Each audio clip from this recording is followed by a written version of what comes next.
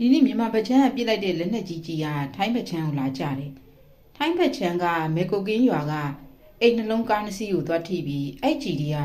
6နှစ်ရွယ်ကလေးတူနဲ့အသက်50ကျော်ရွယ်မျိုးသားတူ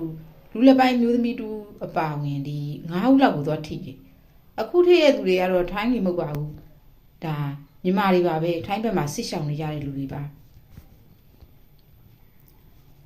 ထိုင်းဘက်ကိုကြာလာတာ60မမလက်နက်ကြီးကြီး9လုံးလို့သိရတယ်။ထိုင်းစစ်တပ်ကမြန်မာဘက်ကို120မမမီကိုပုံအမြောက်ကြီးတွေနဲ့တတိပေးတဲ့အနေနဲ့ပြန်လဲပစ်ခတ်လိုက်တယ်လို့ထိုင်းတော်ဝင်စစ်တပ်ကဒုတိယဗိုလ်ချုပ်ကြီးပြောတာကိုထိုင်းနိုင်ငံထုတ် The Nation သတင်းကဖော်ပြထားတာတွေ့ရပါတယ်။မြန်မာပချမ်းကမင်းလက်ပံချင်းတွေကတော့ဒီကနေ့မိုးချုပ်တဲ့အထိကိုအတန်ဆုံးပွဲကောင်းနေတုံးပဲတိုက်ပွဲတွေဖြစ်နေတုံးပဲမြန်မာစစ်တပ်နဲ့ဒါတော်လိုင်းတပ်တွေ